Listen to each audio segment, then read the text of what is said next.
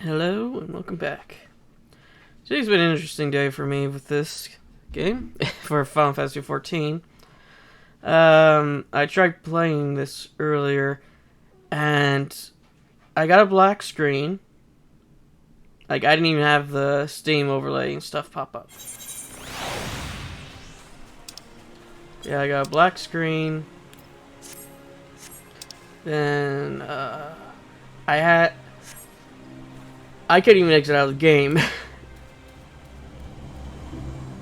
And then, so I had to restart my computer for that. So yeah, so Final Fantasy's been acting a bit interesting today. Well, let's see what Ilbert has to say. He has food and money for me. Money.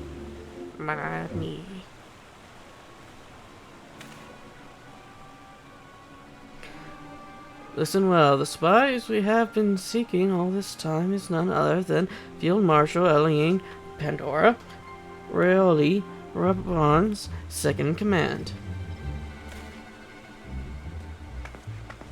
Prior to joining the Immortal Flame, she was a mercenary of no small renown.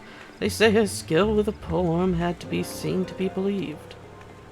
Of Ishgardian birth, she's the highest ranked foreigner in the Immortal Flames, barring the Flame General himself, of course.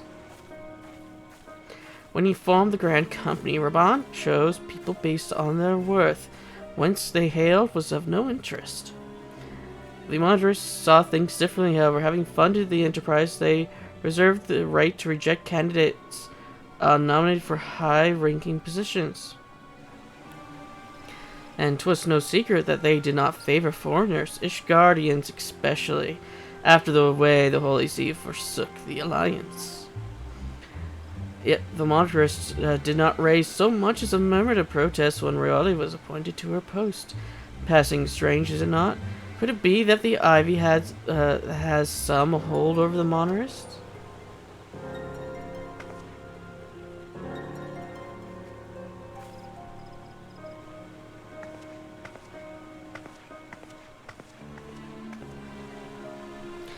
These revelations are secondary to our current mission. Of foremost interest to us is Rowan's presence here now. As you may be aware, is that the duty of the Flames Marshals to command the Immortal Flames in the absence of the Flame General. While Raban attended the Council of the Alliance Leaders, she should have remained in the Hall of the Flames. The woman has no business being in Gridania, yet here she is nonetheless. On some pretense, she is up to something, mark my words. Even as we speak, I have a dozen men trawling the Flames records for evidence of Rolea's guilt. But if we can catch her red-handed, we shall have all the proof we need. Which brings me to the plan. I have people watching the city gates, the airship landings and the docks, every point of egress. She cannot leave without our knowledge. All that remains is to shadow her until she betrays her true purpose. Can I rely upon your eye, Scion? Oh, Edgar ain't blind. Well, I'm half blind. You have my things. Let us go then, and take care not to alarm our quarry. Stealth? I don't do stealth unless I'm in Hogwarts Legacy. That's the only game I do stealth well actually in.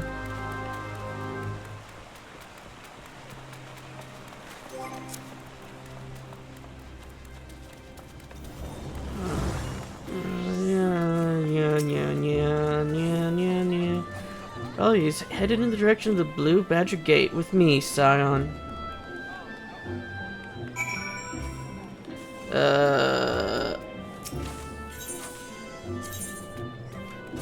Oh.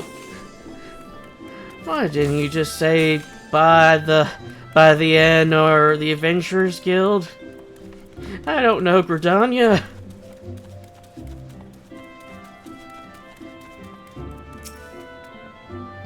Surely I sent to the Caroline Canopy, meeting someone perchance. Or could it be she means to board an airship? Pray look for her within. If she is not on the upper floor, try the landing area below. One of mine is stationed there, and she may have seen something. Ephemy is her name, and I shall remain here in case reality reappears. Oh yeah, that's another thing that's happens in between this episode and the last. I finished Hogwarts Legacy after 45 hours and level 37. I am not going to record it for my channel for obvious reasons, considering how people are acting towards the game, which I didn't find out until today. Because I don't use social media whatsoever. The closest social media that I use is YouTube. It's good magic, such an unexpected pleasure. What brings you here? A social visit, you say? How pleasant. No, she did not come this way. I've noted every passenger and on board your ambulance. Well, don't let me keep you. Get back to work. What you doing here? You're supposed to be saving the realm, not talking to me.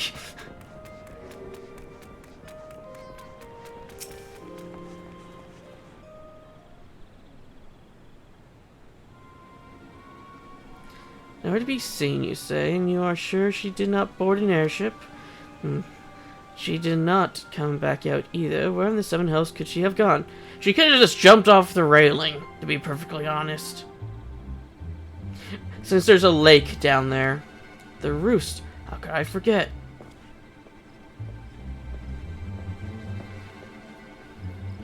Greetings, good sir. Might I interest you in some moon toy tonic? A cup a day imbues a man with great vigor, if you take my meaning. Hey.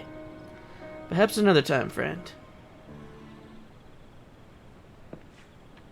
Wait, that necklace. You are a shinobi of Doma. The woman you seek has left Redonia by way of Westshire Pier. She was attired as a merchant, but these eyes are not so easily deceived. You may wish to take your such to the East Shroud. Rest assured that we shall continue to support you from the shadows.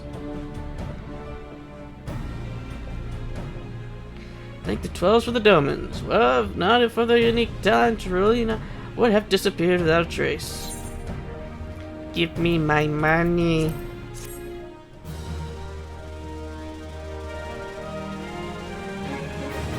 Also, Edgar will not be getting the money emote. I'm not going to try to get that emote twice. It was a pain to get it the first time. I'm not getting it again. Our hunt leads us to the East Shroud Zion. I suggest we follow his example and take the ferry from West Shore Pier. You'll doubtlessly wish to make some preparations. See to them while I go on ahead. I shall wait for you at Sweet Bloom Pier.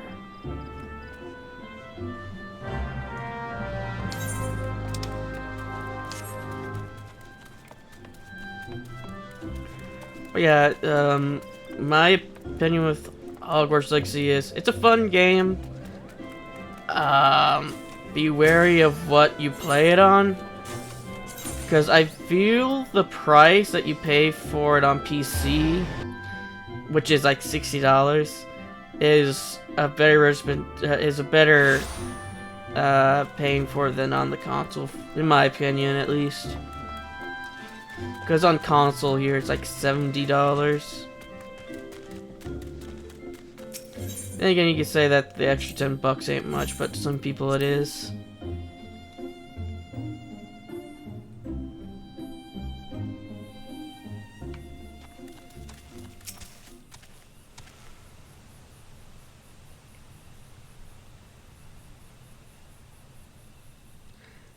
This way, my friends.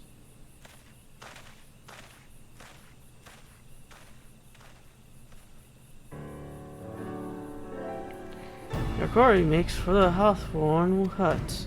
If Raleigh is truly the one we seek, we can expect that she means to make contact with her Garlean masters there. An explanation is in order. You have no doubt aware that the Garleans have their own methods of communicating over great distances. Our ingenious friends at Garland Ironworks have provided us with a device which will disrupt these communications, and we have installed them around the city-state. In so doing, we have made it difficult for Imperial agents to correspond with their masters. Ellie would thus have no choice but to rendezvous with her Imperial contact directly. Yet, as a well-known face in the Imperial Flame, she cannot move about Thanalan without being recognized. It would only be a matter of time before someone saw through her disguise.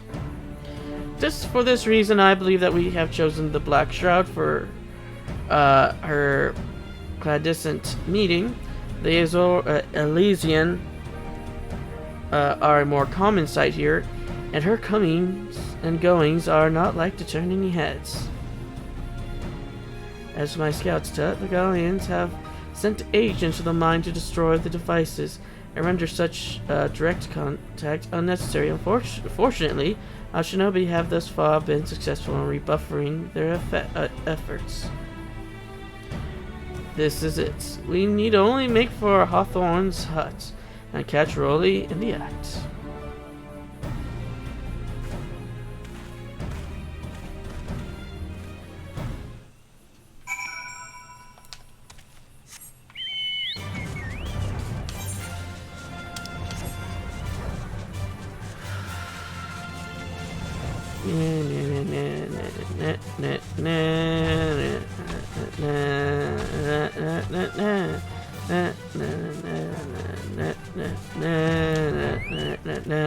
Cabbage. My people report that Akoi has departed for the Bramble Patch. The Ave returned to the gnarls whence she came, but perhaps it is all for the better. To convict someone of her standing, we will require damning evidence against her, and it would be better than to catch her in the act when she meets with her guardian masters. My countrymen and I shall wait in the shadows. Tread warily, my friends. I just realized that Edgar's probably going to be a sprout for a year or two before Edgar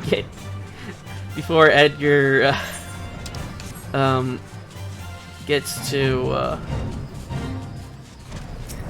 Endwalker.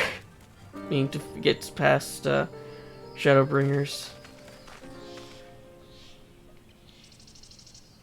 Just beyond Rivali is in conversation with an individual clad in the manner of an adventurer, an imperial and telemetry, no doubt. This is it, with me.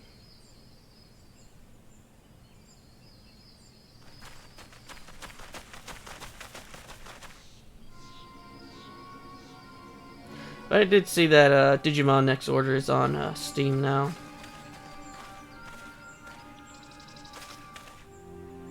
Field Marshal Elian Rowley, you are under arrest for treason and espionage.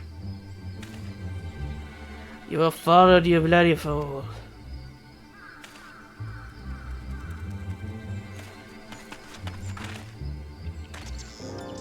Damnation.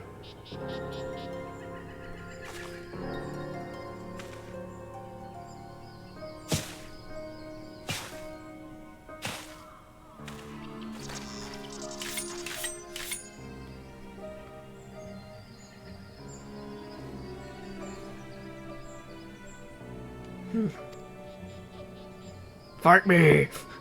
You are armed, my lady, and scarcely garbed for battle, but if you wish to fight, you are welcome to try.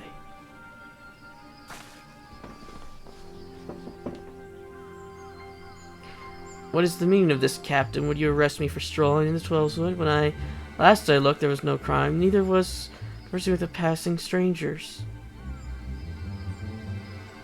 You would feign ignorance then? Very well. If you do not think something to say, then there will be plenty of time to say it later. Now come quietly, or I shall make your wish you had.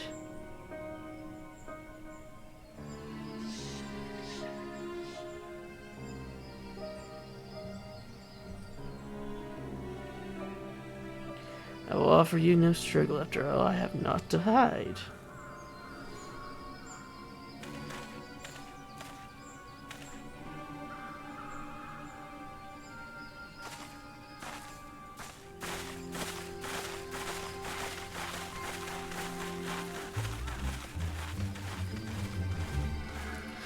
Andrew, oh yes, not out to hide. Why is he using a guardian shield and sword then? I guess you're gonna say you looted them. Even a warrior of Rise renown cannot have hoped to escape by force.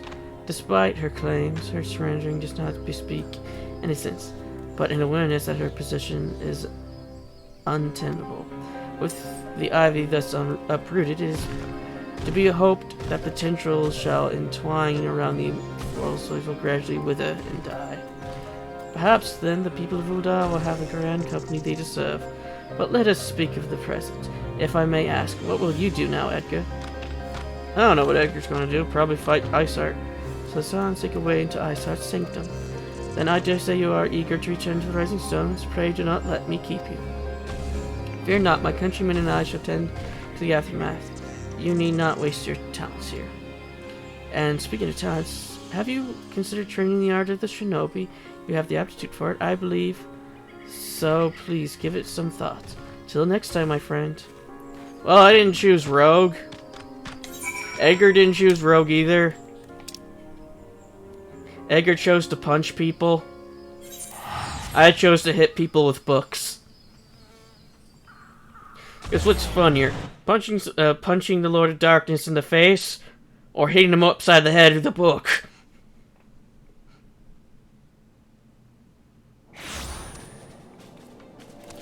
And again, if DBZ Abridged ever taught me, punching in the face sometimes is the ultimate answer for slapstick comedy.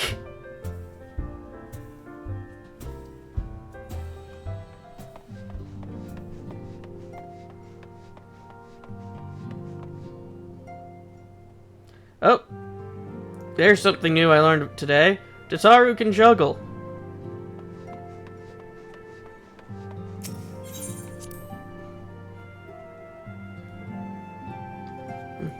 And I'll watch that. I wasn't recording at all. Oh, I was. And then something horribly goes wrong. Welcome back, Edgar. I understand that Alphino has a task for you. May I ask what it was? Alphino don't know shit. Charges of treason and espionage against Elian Rowley. I can scarce believe it.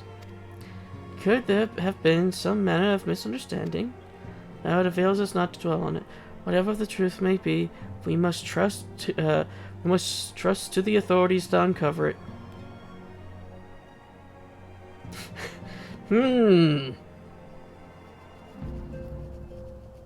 I don't know about that.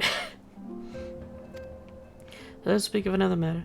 I am pleased to report that we have made progress in our efforts to find a way into Iceheart's sanctum. Oh, more food! As you may recall, Iceheart used the Aetheryte in the depths of Snowcloak to teleport a short distance to the west, most likely to the sanctum of some description. It is there that we suspect she means to summon Shiva, using the crystal she stole from the House Fontaines caravan. The heretics believe that they are bringing about the second coming of the patron saint, but if, as we suspect, they mean to hold a summoning ritual of the kind embroiled by the beast tribes, it seems likely that the results will be something akin to a primal. Suffice to say, they must be stopped, and stop them we shall. But first, we must surmount the obstacle that Isart has placed in our path. Ordinarily, it would be a simple matter to tap into the established Ethernet, and thereby follow our quality. However, despite our best efforts, we have been unable to ascertain the position of the Aetheryte to which she teleported. Our prevailing theory is that she destroyed the second Aetheryte upon arrival. So reckless, disparate measures, but also an effective one. After discussing the matter at length with Orionje, we have concluded that we lack the expertise to develop a solution, which is why we called upon the aid of those who does possess such expertise. A colleague of ours who's currently en route to Reverend Stoll from Charlie, and she should be arriving within the hour, in fact. Since you are here, Map, we could welcome her together. I'm certain she would appreciate the gesture. Let us make our way to the northern gates and await her coming. Wait for the carriage. The carriage pulled by horse birds. Or did they say bird horses? I can't remember what they called them.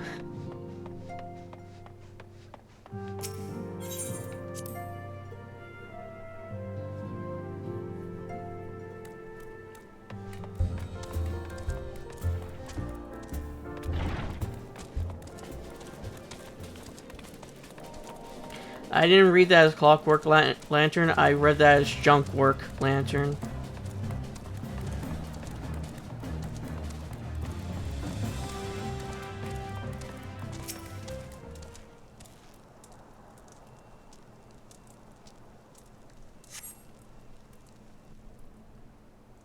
Let's see if this cutscene is voice acted or not. It's probably not going to be.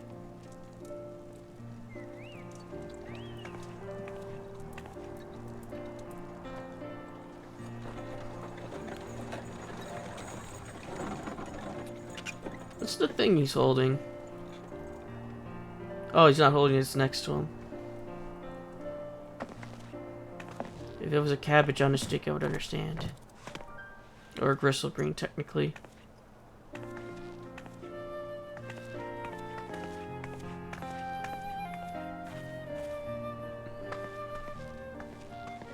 Minfilia, am I right? None other. I bid you welcome to Revenant's Toll, and thank you for traveling so far on such short notice.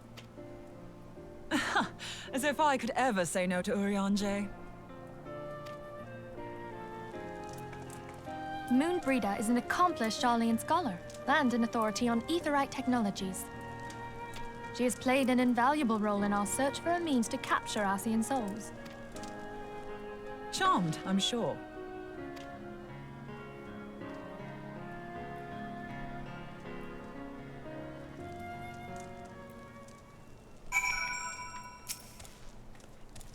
Let us return to the Rising Stones at once, then. We have much to discuss.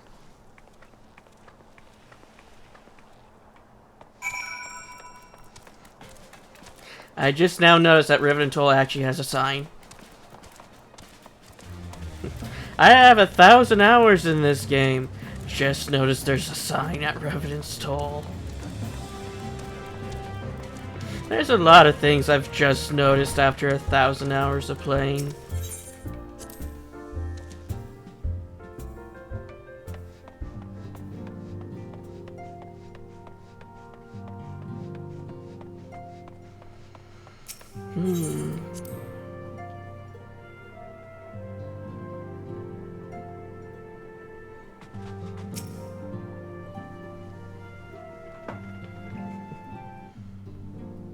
I'm an unobservant dummy.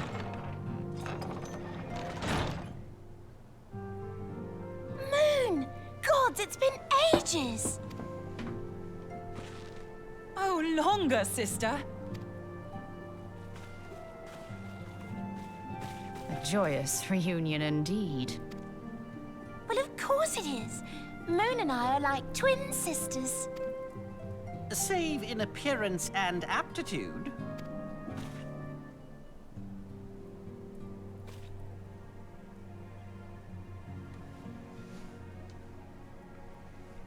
Everyone, if I could have your attention. We have with us an esteemed guest who has come from Sharlayan to assist us. I bid Moonbreeder join us here that she might share with us her extensive knowledge of aetherites. Also, as many of you are already aware, she has been overseeing our research into white auracite, a sample of which she has been good enough to bring with her.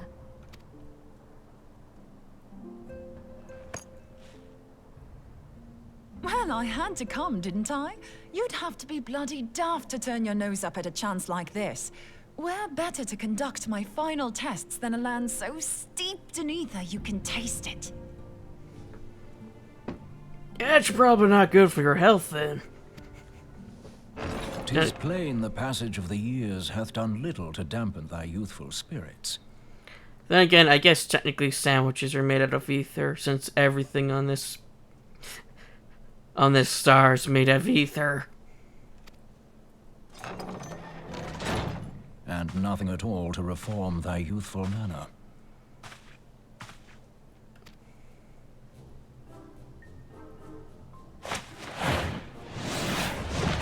And dead.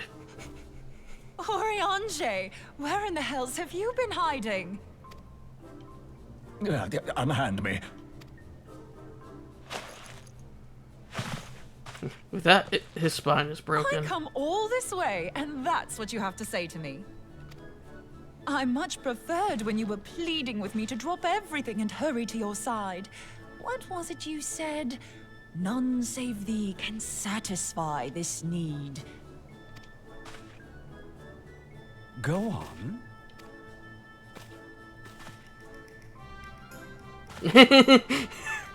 Thine artless attempts to misrepresent mine all too innocent motives do thee little credit. Mine intent, as well thou knowest, was but to impress upon thee the gravity of the circumstance. Lest thou doubt, a deiform entity shall shortly be summoned, save if thou and no other grantest my compeers thine aid. You still haven't found it, then? Your missing aetherite? We have not. No. We know that Iceheart teleported to an aetherite not far from the first. Yet even after careful analysis, we could not locate the second beacon. We now suspect that the heretics destroyed the second aetherite to impede our pursuit. Our allies continue to scour Snowcloak for Iceheart's sanctuary, but we have no guarantee that they will find it. Yet it must be found, for even now Iceheart prepares to call upon Saint Shiva. I'm sorry, but if the aetherite's been destroyed, then that's that. Although, you're absolutely sure she used the first aetherite, are you? She didn't just use teleportation magics? One of our own bore witness to her escape. I can say with absolute certainty that Iceheart used the aetherite.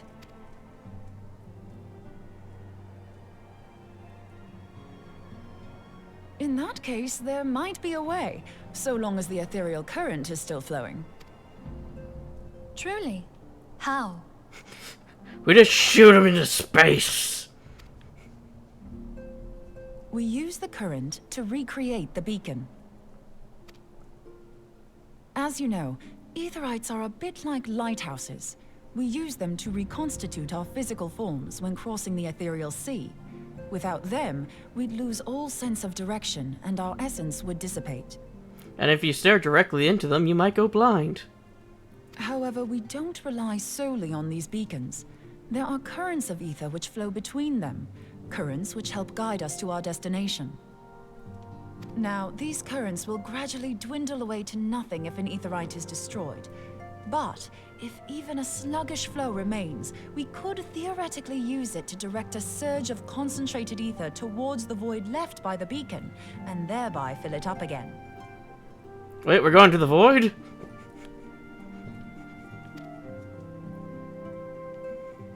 Like opening the floodgates to fill a dry riverbed. Though, correct me if I'm wrong, but would we not need a veritable reservoir of ether? In concert, we might manage to channel a sufficient volume, yet that is not my chief concern. To direct the flow of so great a volume of ether with the requisite precision would be a nigh impossible task in itself. I barely succeeded in facilitating travel to an unattuned beacon. That which you describe sounds considerably more difficult.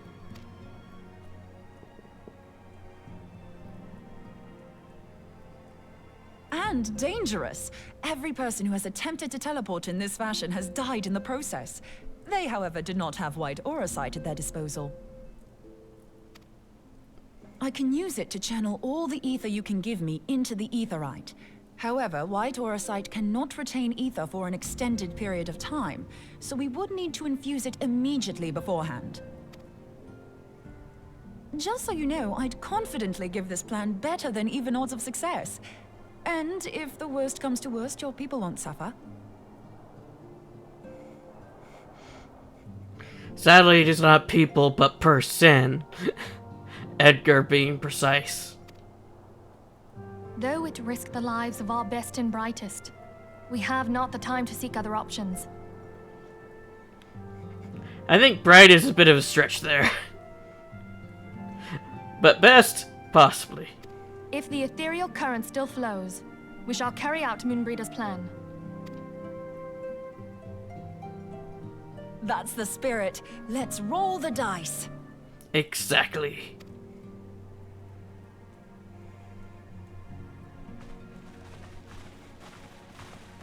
Edgar ain't got anything to lose.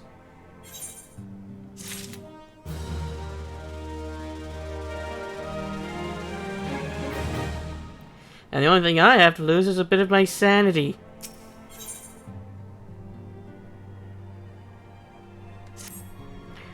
I've already informed Alphino of our plan to recreate the beacon in the manner Moonbreeder described. He agreed that despite the inherent dangers, it represents our only hope of success. He also said that he wished to meet with you at Snowcloak before proceeding. I expect you will find him waiting for you there when you arrive. I want you to know that I appreciate everything you have done on our behalf, Edgar, and that I have faith you will return to us as you always have. May it be in physical form or in etherical form.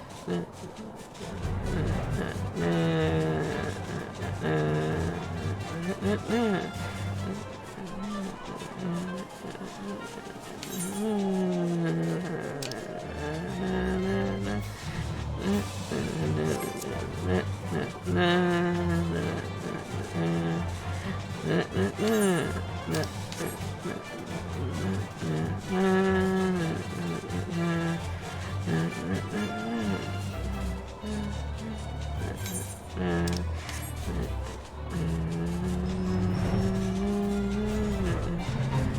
Oh. You okay over there, buddy?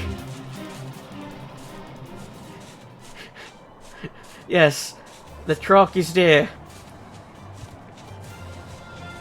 Oh, who am I going to talk to? Oh, Jelfa, no. Good to see you, Edgar. I was starting to wonder if you were having second thoughts. Captain Hilbert sends his regards, by the way. He attends to the interrogation of Elena Aurelie and Ulda even as we speak. But I shall not distract you from the matter at hand. We can discuss the Ivy upon your return. I trust that, by which I mean Sahum. The others are waiting for you at the right after you, Scion. He has a name!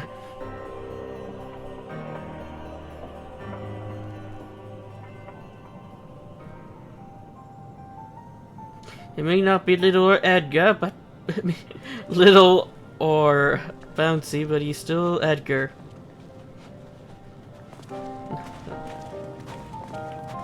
I always said he's... I got bouncy and Edgar mixed up.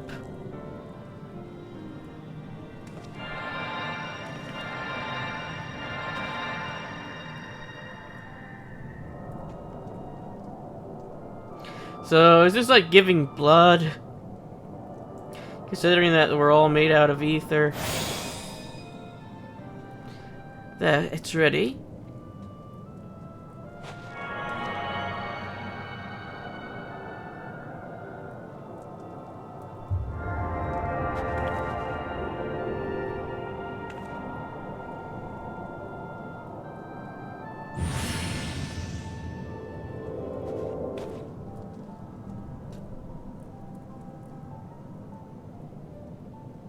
Aha, it worked, I think. Try tuning to the Ethernet now, feel for the current and try to locate the beacon.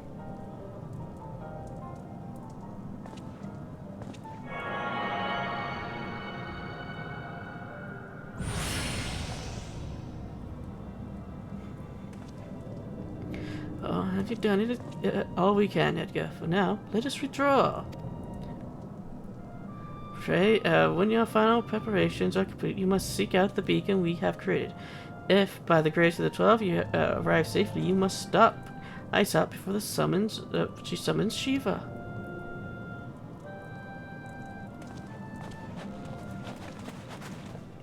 Her thigh eye was staring at me.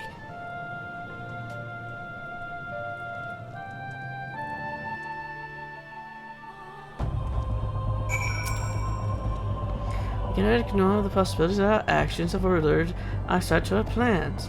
Should that be the case, she may attempt to hasten the completion of the summoning ritual. If she succeeds, we will have little chance but to face Shiva in battle.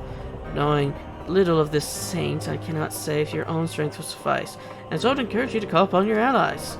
Maybe some may have reservations about waging their lives on the success of Moonbraid's experiment, but others will surely agree to this, and that desperate times calls for desperate measures. Before you assemble your party, pray speak with the knight. I believe he has a message for you from Sir Emmerich. Message starts. Get the fuck back to work! Message ends. Sir Emmerich reports that he cannot be here in person and asks that I read you this letter. I am scared for it is an unprecedented threat, yet in our hour of need it is not her night to stand poised to defend her. Edgar Magic, the warrior of light, saver of your deeds this day shall not be forgotten. Others would flee, you choose to remain. While others would falter, you rise to the challenge. While others use their gifts for selfish ends, you wield yours in service to a greater cause. May Heaven bless you with good fortune and see you safely home. Message ends!